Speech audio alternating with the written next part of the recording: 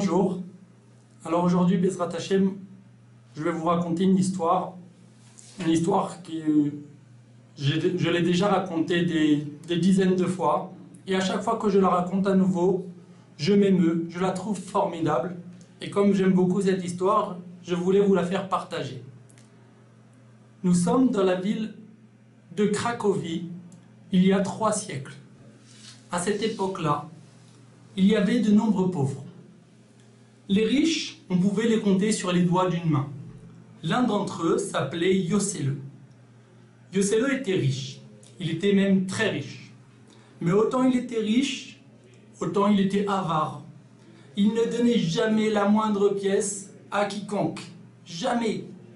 Même lorsque certaines personnes qui n'avaient pas les moyens venaient lui supplier, il ne donnait rien du tout.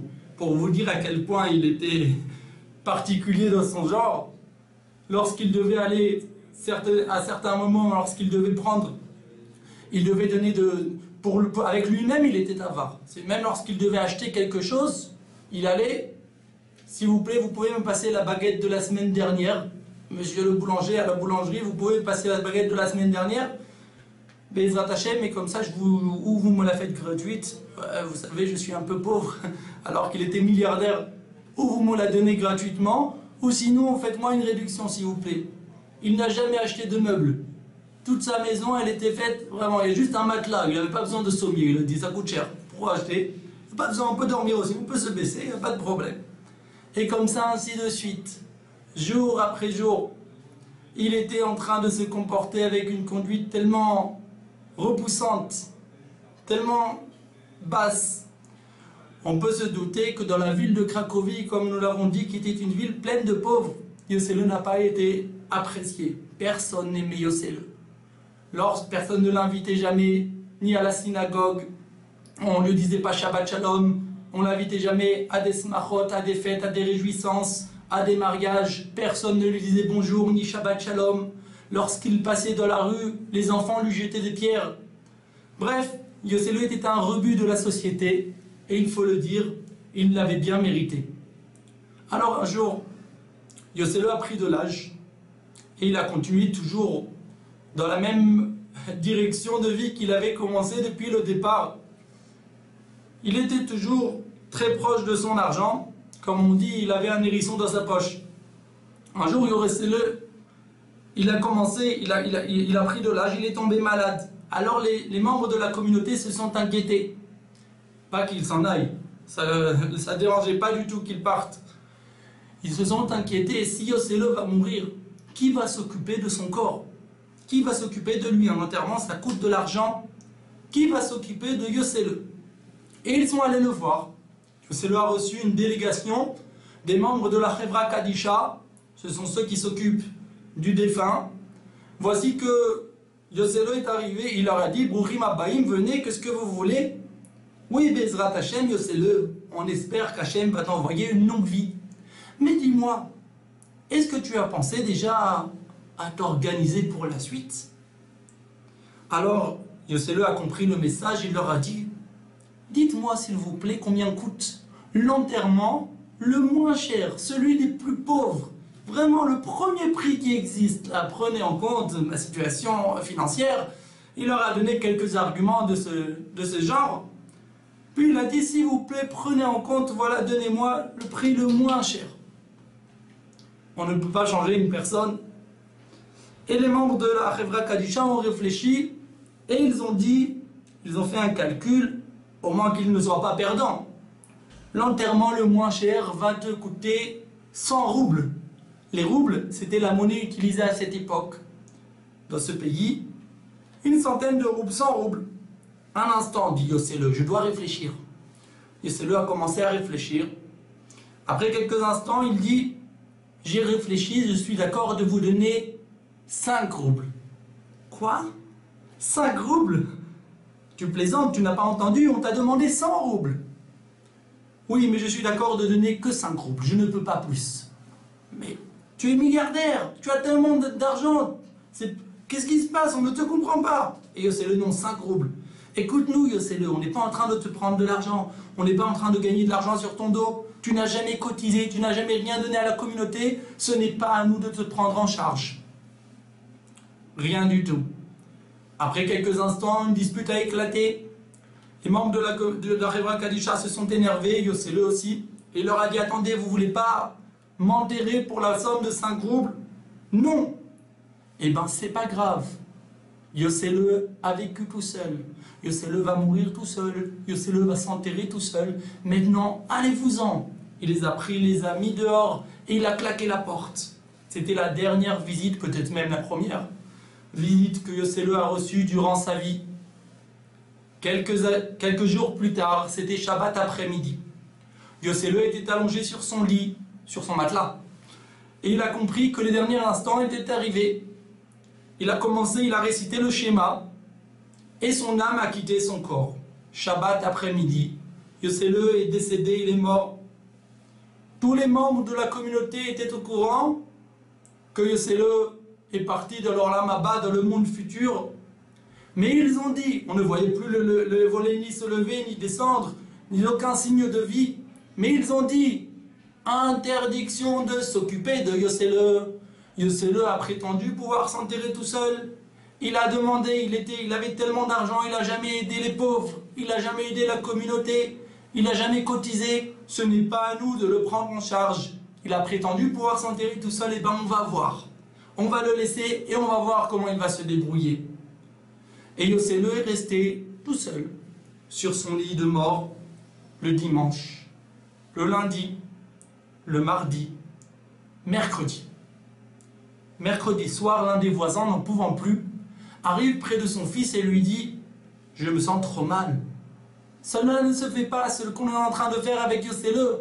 Ce soir, on enterre Yossele. » Dans la nuit de mercredi à jeudi, les deux voisins sont rentrés dans la maison de Yossele. Ils ont pris le corps, ils sont allés au fin fond du cimetière, et ils ont enterré Yossele. Ils l'ont enterré au fin fond, mais eux-mêmes étaient un peu méprisés Yossele. Mais un mort, c'est un mort, un défunt, on ne peut pas le mépriser. Le lendemain matin, jeudi matin, le Rav de la ville, c'était le Rav le Tosfot Yom Tov, celui qui a écrit un célèbre commentaire sur les Mishnayot. Voici que le Rav de la ville, le Tosfot Yom Tov, rentre chez lui à la maison, juste après la prière du matin, et voici que le Rav ouvre la porte. Oui, c'est qui? C'est Avroumi, le puiseur d'eau. Que veux-tu, Avroumi? Bah Rabbi, voilà, s'il vous plaît, il me manque 5 roubles pour passer mon Shabbat. Il est gêné, Avroumi. Est-ce que vous pouvez me passer, s'il vous plaît, cette somme-là? J'ai travaillé toute la semaine, mais il me manque 5 roubles. D'accord, je vais te donner. Mais dis-moi, comment as-tu fait jusqu'à aujourd'hui?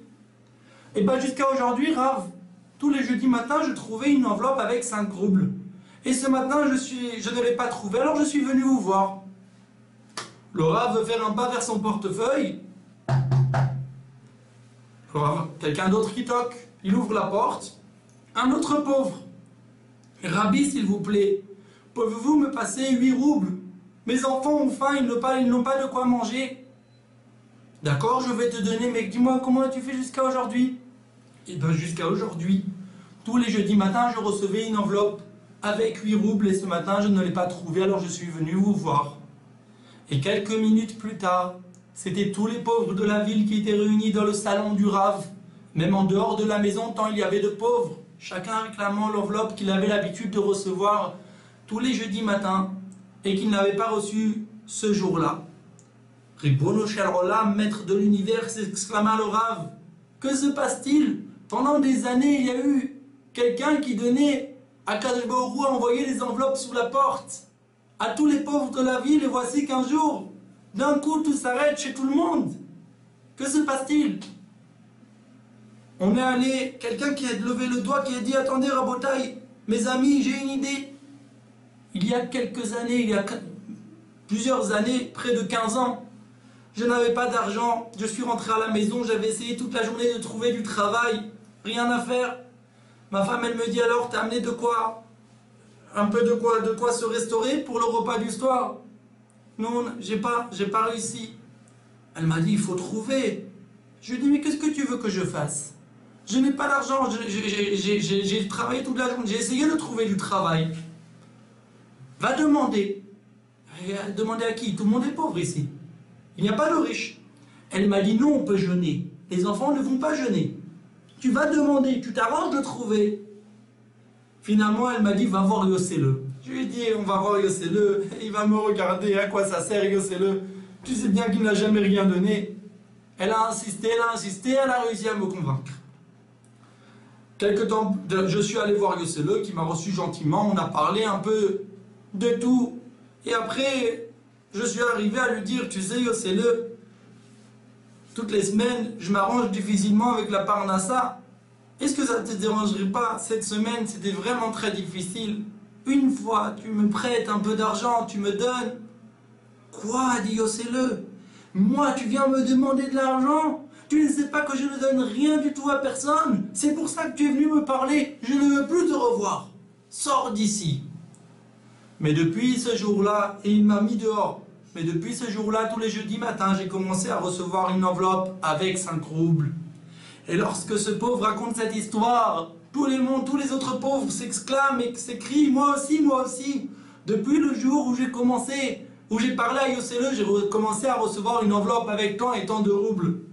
Alors le Rav a compris l'histoire, il a compris ce qu'il s'était passé, et il a dit, je veux que vous allez proclamer dans la ville, vous allez demander que tout le monde se réunisse, tous les fidèles de la ville, hommes, femmes et enfants soient présents, Shabbat matin, après la prière du Shabbat matin, que tout le monde soit dans la grande synagogue de Cracovie.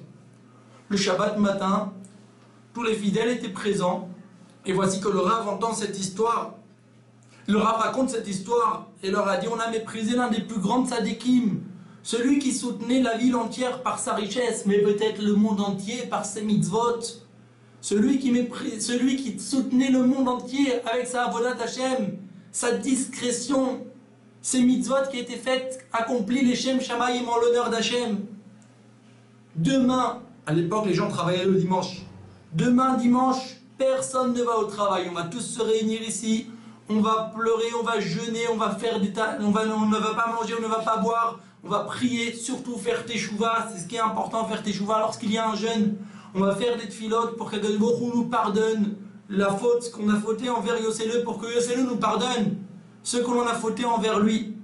Le lendemain, le dimanche, tous les membres de la communauté étaient à la synagogue, la grande synagogue de Cracovie, et toute la journée, des tfilotes, des prières. Ils ont fait teshuva, ils se sont repentis, chacun a pris sur soi une mitzvah bli-neder. À partir de maintenant, lorsqu'on entend quelque chose, qu'on se réveille, il faut se dire, il faut faire un pas vers Hachem, comme dit le Ramban. Dans sa Higueret, dans sa lettre, le Ramban il dit, lorsque l'on se lève, on a étudié quelque chose dans un livre, on essaye de voir comment progresser. Ils ont accompli les paroles du Ramban. Chacun a progressé, a pris sur soi une mitzvah. Puis à la fin de la journée, et toute la journée, l'étude, la prière, les pleurs, le jeûne. Le soir, après la prière du soir, tout le monde voulait rentrer à la maison pour manger. Après le ta'anit, après le jeûne, le Rav a tapé sur la Teva. Il a dit, mes chers amis, s'il vous plaît, personne ne sort d'ici. Toute la journée, j'ai fait des tfilotes, j'ai prié à Hachem, qu'il m'envoie un signe pour nous dire qu'il nous avait pardonné, mais je n'ai rien ressenti. Le Rav s'est retourné, il a ouvert le Haron à Kodesh, l'arche sainte, et il a commencé à prier du fond du cœur, Hachem, pardonne-nous, pardonne-nous Hachem, excuse-nous.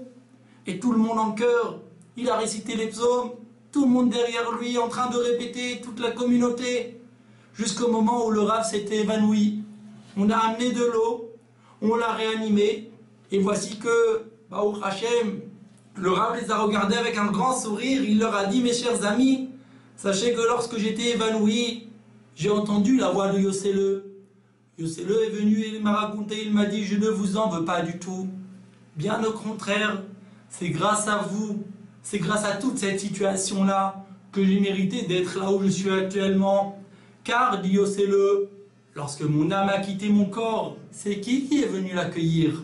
C'était Akadosh Baruch Hu Hashem qui était là avec Abraham et Sarah, Yitzhak et Rivka, Yaakov, Rachel et Léa, nos ancêtres, les patriarches et matriarches. C'était Moshe Rabbeinu avec son épouse, c'était Aaron à Cohen, C'était les Shvatim, les Tzadikim, les Tzadkaniot de toutes les générations, le roi David, toutes les Tzadikim, les Nevi'im, les Neviot. Ils étaient là, ils sont venus accueillir mon âme pour l'accompagner au Gan Eden, au paradis, là où je me trouve actuellement. Mais Rabbi, s'il vous plaît, là où je me trouve actuellement, j'ai un mérite, j'ai une récompense immense, mais je ne peux plus faire de mitzvot. C'est fini. S'il vous plaît, est-ce que vous pouvez rentrer dans ma maison? Vous allez trouver un meuble, une petite armoire. Dans cette armoire, vous allez trouver déjà toute ma fortune préparée dans les enveloppes. Est-ce que vous pouvez continuer à les distribuer? Voici l'histoire d'un homme que si vous allez dans la ville de Cracovie, vous allez voir à la grande synagogue de Cracovie, à côté se trouve le cimetière, le Beth Achayim. Et près de la synagogue sont enterrés les grands tzadikim qui ont habité dans la ville de Cracovie, qui ont dirigé la communauté, tels que le Rama. Puis le reste, les nobles, le reste de la communauté. Et tout au bout, vous verrez quelques kvarim, quelques tombes. Sur l'une d'entre elles, vous verrez ici est enterré Yossele, le Kamtzan Akadosh. Yossele, celui qui était radin, celui qui était avare, mais qui était kadosh, qui était un tzaddik. Et la tombe d'à côté, vous verrez la tombe du Tosfot Yom Tov, du Rav de la ville qui a demandé d'être enterré à ses côtés. Et si je raconte cette histoire, c'est d'abord, comme je l'ai dit, que je la trouvais magnifique et j'ai voulu vous la faire partager.